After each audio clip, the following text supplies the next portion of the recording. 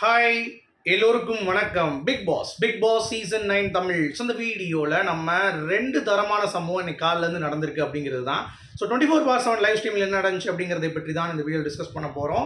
So வீடியோக்குள்ளே போகிறதுக்கு முன்னாடி சேனலுக்கு புதுசாக இருந்தீங்கன்னா சப்ஸ்கிரைப் பண்ணுங்கள், வீடியோ ஒரு லைக் பண்ணிக்கோங்க. இப்போ நம்ம வீடியோக்குள்ளே கண்டிப்பாக போகலாம். ஸோ நமக்கு வந்து பார்த்தீங்கன்னா அந்த பிக் பாஸில் கண்டென்ட் அப்படிங்கிறதே இந்த வாட்டர் மிலன் திவாகரை சுற்றி தான் வந்து நடக்க போகுது அப்படிங்கிறது ரொம்ப தெளிவாக வந்து தெரிஞ்சிருச்சு. ஸோ நிறைய சர்க்கம்ஸ்டன்சஸில் வந்து பார்த்தீங்கன்னா திவாகரை டார்கெட் பண்ணி நிறைய விஷயங்கள் பண்ணுவாங்க அப்படிங்கிறத நான் எதிர்பார்த்தது தான். ஆனால் இவ்வளோ தூரம் வந்து பார்த்தீங்கன்னா அவரை அடிச்சு மக்களுக்கு போய் பரவாயில்லப்பா இவங்க எதுக்கு வாண்டடாக போய் சண்டை போட்டுட்ருக்காங்க அப்படின்ற அந்த ஒரு இன்டென்ஷனில் கொண்டு வராங்கன்ற மாதிரி நம்ம சொல்லியிருந்தோம். அதுக்கேற்ற மாதிரியே ஒரு தரமான சம்பவம் அப்படின்னு சொல்ல முடியாது. ஒரு எதுக்கு சண்டை போட்டாங்க அப்படிங்கிறது தெரில, எதுக்கு ஏன் சண்டை போட்டாங்க அப்படிங்கிறது தெரில. கிட்டத்தட்ட கேடுகட்ட ஒரு சண்டை அப்படின்ற மாதிரி தான் நம்ம கண்டிப்பாக சொல்லி ஆகணும். ஓகேவா?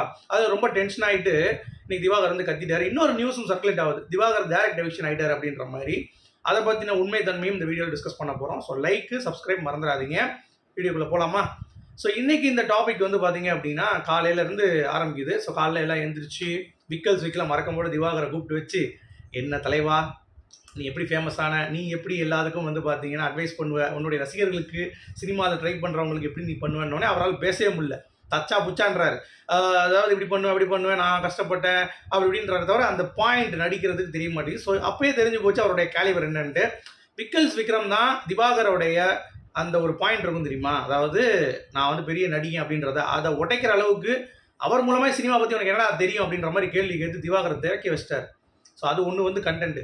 அடுத்து நீங்கள் எடுத்துகிட்டே விஜய் பார்வதிலாம் வந்து லேட்டாக தூங்குச்சு, இப்போ தான் வந்து எழுந்து டான்ஸ் ஆடிட்டு இருக்காங்க அப்படிங்கிறது பார்க்க முடியுது. இன்னொரு பக்கம் கெமி அண்ட் பிரவீன் ராஜ், இவங்க 2 பேரையும் வந்து நம்ம நிஜமாவே பார்த்து பயப்படதான் வேணும். ஏன்னா கண்டென்ட்டை வாண்டடாக எடுக்கிறேன் அப்படின்ற பேரில் இவங்க 2 பேரும் நெகட்டிவாக போயிடுவாங்களோ அப்படின்ற ஒரு பயம் வந்து எனக்கு வந்துருச்சு. ஏன்னா திவாகர் அப்படிங்கிறப்ப பெரிய ஒரு இதெல்லாம் கிடையாது, அவர் எப்பயுமே தண்ணி பழம் தான், ஒன்றுமே கிடையாது அப்படிங்கிறது தான். அவருடைய பிசியோதெரப்பியில் அவர் ப்ரொஃபஷனலாக ஸ்ட்ராங்காக இருக்கலாம்.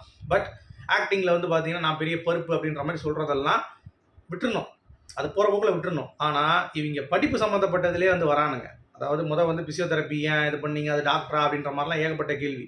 அவர் டாக்டர்னு சொல்லிட்டு நிறைய இது சொன்னார், தெரியாது புரியாதுன்னாங்க. நம்ம நேற்றே அதை பற்றி சொன்னோம், தெரியாது புரியாதுன்னா ஓ அப்போ இவங்களும் அதே தான் பேசுகிறாங்களா அப்படின்ற மாதிரி நமக்கும் வந்து தோணுச்சு. இந்த ப்ரொமோவில் எப்படி இருக்குது, தெரியாது புரியாது அப்படின்ற மாதிரி இருக்குது, பார்க்க தான் தெரியும், போக தான் தெரியும், அதை வச்சு தான் பண்ணுறாங்கன்ற மாதிரி யோசிச்சுட்டு இருந்தோம். ஆனால் இன்னைக்கு காலையில் திருப்பியும் திவாகரை கூப்பிட்டு வச்சு அடிக்கிறாங்க. கொரட்டை யாரும் அதிகமாக விட்டா அப்படின்ட்டு. அதாவது எல்லா சீசன்லேயும் பொங்கலுக்கு சண்டை வந்திருக்கு, பிரியாணிக்கு சண்டை வந்திருக்கு, முட்டைக்கு சண்டை வந்திருக்கு, ஏன் டீ கூட சண்டை வந்திருக்கு. ஆனால் முதல் முறையாக குரட்டைக்கு யார் சண்டை வந்தது அப்படிங்கிறது தான். ஏன்னா அந்த பிக் பாஸ் வீட்டில் அது ஒரு பிரச்சனை. தூங்குறப்போ என்னடா இவன் குரட்டை விட்டே இருக்கேன் அப்படின்ற மாதிரி வந்து நிறைய பேர் வந்து பேசுவாங்க. ஸோ அந்த ஒரு ஆங்கிளில் வந்து பார்த்தீங்கன்னா பிரவீன் ராஜ் வந்து நீங்கள் தான் குரட்டை விட்டீங்கன்றான், திவாகர் வந்து நீ தாண்டா ஃபுல்லாக குரட்டை விட்ட அப்படின்றான். உடனே எதுக்கு இதெல்லாம் பற்றி பேசுறேன்னு சொல்லி சட்டம் போட்டுருக்காங்க. டேய் என்னடா இது சண்டை அப்படிங்கிறப்ப நடுவில் கெமி வந்து எதுக்கு சத்தமாக நீங்கள் பேசுகிறீங்க, அவர் அப்படி தாண்டா விடு சொல்லி நடுவில் ஒரு சவுண்ட் விட்றாங்க கெமி. உடனே நீ சும்மா இருமா, கொஞ்ச நேரம் பேசாமல் இருமானோடனே அது நீங்கள் சொல்லக்கூடாது, இந்த பிக் பாஸ் வீட்டில் எல்லாமே வந்து பேசலாம் அப்படின்ற மாதிரி அது வந்து ஒரு ஆணியை போடுது. உடனே திவாகர் வந்து பார்த்தீங்கன்னா சும்மா இருக்காமல் ஏமா அதெல்லாம் நீங்கள் பேசக்கூடாதுமா அப்படின்னு சொன்னோடனே நான் பேசுவேங்க அப்படின்னா நீ யாருமா அப்படின்னு கேட்குறாரு. நான் கெமிங்கிறாங்க. உடனே நீங்கள் யாருன்றாங்க, நான் வாட்டர் மிலன் ஸ்டார் அப்படின்றாரு. டேய் என்னடா அது அப்படின்ற மாதிரி ஒரு பக்கம் வந்து மக்களுக்கு தான் பைத்தியம் பிடிக்குது அப்படிங்கிறது தான். சரி இவங்க ஒரு சண்டை போடுறாங்க விடுங்க. இன்னொரு பக்கம் பிரவீன் ராஜ் வந்து பார்த்தீங்கன்னா பயங்கரமாக வந்து கத்திட்டு இருக்காரு. எப்படா இவர் வந்து இப்படி சொல்லலாம் அப்படின்ற மாதிரி அவர் தெளிவாக சொல்கிறாருங்க. பிசியோதெரப்பி பற்றி உங்களுக்கு புரியாதுங்க, நான் சொன்னாலும் அது ஒரு டாக்டர் தான், அது பிபிடி தான், ஊச்சுன்றாரு, ஏதோ கவுன்சில் இருக்குது, அது நிறையா பேசிகிட்டு இருக்காரு. இவங்க வந்து பார்த்தீங்கன்னா அதெல்லாம் கண்டிக்கவே மாட்டானுங்க. திவாகரை மட்டம் பண்ணுறதுக்குனே வந்து சுத்து போடுறானுங்க. உடனே கனியம் வந்து அது எப்படியே நீங்கள் எல்லாருடைய கருத்துரிமையே நீங்கள் எப்படி நீங்கள் அப்படின்ற மாதிரி அவங்க ஒரு பாயிண்ட் வந்து வைக்கிறாங்க. அந்த இடத்துல ஒரு பாயிண்ட் வந்து ஆட் பண்ணுறாங்க. ஸோ இந்த மாதிரி திவாகரை போட்டு பஞ்சர் ஆக்கிடுறாங்க அப்படிங்கிறது பார்க்க முடியுது ஒரு பக்கம். சரியா? அப்புறம் திவாகரை கண்ட்ரோல் பண்ணி கானா வினோத் வந்து பார்த்தீங்கன்னா போயிட்டு பாருவா பேசாமரியா அப்படி தான் இருக்கும் பிக் பாஸ் வீட்னா, நீங்கள் இல்லைப்பா என் ப்ரொஃபஷனை பற்றி பேசிட்டான்ப்பா, நம்ம ரொம்ப கஷ்டமாக இருக்குப்பா அப்படின்ற மாதிரி நம்ம திவாகர் வந்து பேசினோன்னே சரி இவரை வந்து அமைதிப்படுத்த முடியாது, அப்படியே ஓரமாகி இல்லாட்டி வீன்றவேன் அப்படின்னு சொல்லிட்டு அப்படியே அமைதியாக வைக்கிட்டாங்க. இன்னொரு பக்கம் கெமி வந்து பார்த்தீங்கன்னா விட்றா நம்ம இவன்கிட்ட தான் கண்டென்ட் இறக்கணும் அப்படின்ற மாதிரி அப்படி ஒரு இதில் போகிறாங்க. பிரவீன் ராஜும் இதோடைய கண்டினியூஷன் வந்து எங்கே போகுது அப்படின்னு பார்த்தீங்கன்னா நாமினேஷன் அந்த ப்ரொமோ வருது தெரியுமா, ஒரு நாள் கூட தாக்கு பிடிக்க முடியாமல் அந்த ப்ரொமோ வரைக்கும் போயிடுச்சு. ஸோ என்ன நடக்க போகுது அப்படிங்கிறதே தெரில. இதெல்லாம் வந்து ஒரு பயங்கரமான ஒரு யுக்தி அப்படின்னு சொல்லலாம். ஓகே, வாட்டர் மிலன் திவாகர் அடித்தா நம்ம வந்து ஃபேமஸ் ஆகும், வெளியே வந்து அவருக்கு பெரிய மவுஸ் இருக்காது, அடின்னு அடிப்போம் பொழப்போம், பட் எப்படி இருக்க போகுதுன்னு சொல்லி பார்ப்போம் அப்படின்ற மாதிரி வந்து பார்த்திங்கன்னா அவங்க முடிவு பண்ணுறாங்க. ஆனால் உண்மையிலே என்ன நடக்க போகுது அப்படிங்கிறது போக போக தெரியும், பார்க்க தான் புரியும். யோ என்னையா நீ இப்படி சொல்றியா அப்படின்றீங்களா? ஆமா வேற என்ன பண்றது? அதானே ஹேஷ்டேகு அப்படின்னா அப்படின்ற மாரி இது வேற கேள்வி கேட்டுட்டே இருப்பீங்களா? அப்படின்ற மாரி தான் இருக்கு. சரி, இது ஒரு பக்கம் போயிட்டு இருக்கு. இன்னொரு பக்கம் வந்து பிரவீன் காந்தி. அவர நீங்க எடுத்துக்கிட்டீங்கன்னா கால்ல இருந்து வந்து பார்த்தீங்கன்னா, கால்ல சுடுதண்ணி ஊத்துற மாரியே அலைஞ்சிட்டு இருக்கான் அப்படிங்கிறது தான். சரியா? பெண்கள், கண்கள் அப்படின்ற மாரி அவர் வந்து எல்லா பெண்களையும் வர்ணிக்கிறது அது ஒரு பக்கம். ஏன்னா, அவர் வந்து படங்கள்லாம் நீங்க பார்த்தீங்கன்னா, பெண்களுக்கு ரொம்ப முக்கியத்துவம் குடுத்திருப்பார். அதுல ஒரு மாற்று கருத்து இல்லை. ஆனா, இந்த வீட்ல வந்து ஒரு குண்ட தூக்கி போடுறாரு. ஜெலஸ் பொறாமை. சரியா? அப்புறம் வந்து பேராசை. இந்த 2மே வந்து பார்த்தீங்கன்னா, அவங்களுக்கு தான் அதிகமா இருக்கும். அப்படின்ற மாரி ஒரு குண்ட தூக்கி போடுறாரு. உடனே நந்தினி சும்மா இருக்குமா? வந்து ஏறுன்னு ஏறுது. அது எப்படி நீங்க சொல்லுவீங்க? ஒரு பொண்ண ஒரு பையன் கூட்டு போயிட்டான்னா, அந்த பையன் வந்து எவ்வளோ பொறாமப்படுவான். ஏய் எப்படிடா தள்ளிட்டு போயிட்டான் அந்த ஃபிகர் அப்படின்ற மாரி, என்னங்க நீங்க அப்படின்ற மாரி எக்ஸாம்பிள் குடுத்தாங்க பாருங்க நந்தினி. மிரண்டு போயிட்டாப்ல நம்ம ஆளு காந்தி. ஐய்யய்யோ! என்னடா அது அப்படின்ற மாரி. இன்னொரு பக்கம் நம்ம துஷார் இருக்கார்ல, அவர பார்த்துட்டு என்னவா நீ என்ன நேபாள் நிக்கியா அப்படின்ற மாரி, எங்க இருந்தியா நீ வந்த அப்படின்ற மாரிலாம் பிரவீன் காந்தி கேட்கப்ப, நீ ரொம்ப கியூட்டா இருக்க அப்படின்னு சொன்னோனே, உடனே ஆம்பளைங்க கியூட்டா இருக்குன்னு சொன்னா அவங்களுக்கு ஒரு மாரி இருக்காது. பொண்ணுங்க சொன்னா ஓகே அப்படின்ற மாரி சொல்றாரு. உடனே எனக்கு ஒண்ணும் பிரச்சனை இல்ல. எனக்கு ஆம்பளை, பொம்பளை எதுனாலும் ஓகே. ஏதோ இது வாழ்க்கை அப்படின்ற மாரி அவர் வந்து பார்த்தீங்கன்னா, ஒரு விஷயம் வந்து அப்படியே ஹேண்டில் பண்ணிட்டு கொண்டு போயிட்டு இருக்காரு அப்படிங்கிறது பார்க்க முடியுது. இதெல்லாம் ஒரு பக்கம் போயிட்டு இருக்கு. சரியா? அப்ப அந்த கார குழம்பு கனி சும்மா இல்லாம கேட்டுட்டு இருக்கு. அப்பலாம் வந்து உள்ள வராம, கரெக்ட்டா வந்து பார்த்தீங்கன்னா, நம்ம நந்தினி வந்து உள்ள வந்து இந்த இத எக்ஸ்பிளைன் பண்றாங்க. இந்த மாரி இப்படி சொல்றாருப்பா, ஜெலஸா இருக்காங்க, பொறாமப்படுறாங்க அப்படின்ற மாரி சொன்ன உடனே, அப்படியாப்பா நானும் கேட்டேன்.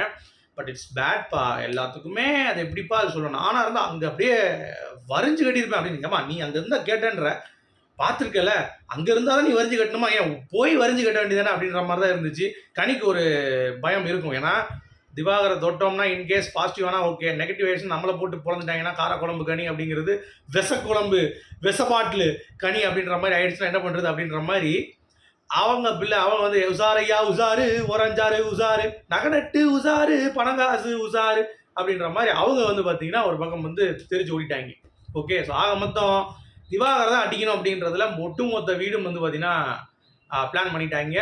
ஸோ அவருக்கான குழிய வந்து தோண்ட ஆரம்பிச்சுட்டாய்ங்க. அது நீங்க ப்ரோமோலயே பார்த்தா தெரியும். அடுத்தடுத்த ப்ரோமோக்கள்ல திவாகர் எப்படி கவுண்டர் அட்டாக் பண்றாரு அப்படிங்கிறத பார்ப்போம். ஆனா திவாகர் வந்து இந்த விஷயத்துல கொஞ்சம் ஸ்கோர் தான் பண்றாரு. ஆக்சுவலா இது எனக்கு இப்படி தெரியும், அப்படி தெரியும், அப்படி தெரியும் அப்படின்றது. நடிக்கிறதுக்கு மட்டும் நீ நடிக்காதயா. நீ உன் ப்ரொஃபஷனை பத்தி கூட பேசிக்கோ. தயவு செஞ்சு நடிச்சிடாத அப்படின்ற மாதிரி தான் இருக்கு. இன்னொரு பக்கம் வந்து டைரக்டா எலிமினேஷன் ஆயிட்டாரு திவாகர் அப்படின்ற ஒரு நியூஸ் வந்து ரொம்ப வேகமா பரவிட்டு இருக்கு. அது உண்மைத்தன்மை என்ன அப்படின்னு சொல்லி கேட்டீங்கன்னா, அதுக்குள்ளே எப்படிங்க ஒரே நாள்ல எப்படி எவிக்ட் ஆக முடியும் அப்படிங்கிறது ஒரு பக்கம் இருந்தாலும், இவங்க பண்றதெல்லாம் பார்த்தா திவாகர் வந்து வாண்டடா ஜிபி முத்து வண்டியில் ஏறினார்ல, அந்த மாதிரி இவரும் ஏறிடுவாரோ அப்படின்ற மாதிரியான ஒரு தாக்கம் கண்டிப்பா இருக்கு. அது வந்து மறுக்க முடியாத உண்மை அப்படிங்கிறத நான் இங்க மென்ஷன் பண்ணிக்கிறேன். வேற என்ன? வேற ஒரு வெங்காயம் கிடையாது இந்த பிக் பாஸ்ல. அப்படியே தான் போயிட்டு இருக்கு. கண்டென்ட் எவனும் கொடுக்க மாட்டான் அப்படின்ற மாதிரி தான் தெரியுது. திவாகர், அகோரி. இப்போ நம்ம அகோரி வேற காலைல எழுந்துச்சு நான் டிரான்ஸ்ஃபர்மேஷன் ஆக போறேன் அப்படின்ற மாதிரி கர்ஜிச்சிருக்காரு. அவரு காலையில என்ன டிரான்ஸ்ஃபர்மேஷன் ஆக போறாரு? இல்ல அடுத்த ப்ரோமோ அகோரியை சுத்தி வருமா? இந்த பிக் பாஸ் 9 உடைய ஒட்டுமொத்த பார்வையும் யார் மேல இருக்க போகிறது அப்படிங்கிறதை பொறுத்திருந்து கொஞ்சம் கொஞ்சமா பார்க்கலாம். அது வரைக்கும் இந்த வீடியோ நான் முடிச்சுட்டு நான் கிளம்புறேன். அடுத்தடுத்து லைவ் அப்டேட்ஸ் ஏதாவது வந்தா உங்களுக்கு நான் அப்டேட் பண்றேன். ஓகே. நன்றி காய்ஸ். உங்களுடைய கருத்துக்கள் வரவேற்கப்படுகிறது. மீண்டும் சந்திப்போம். தேங்க்யூ.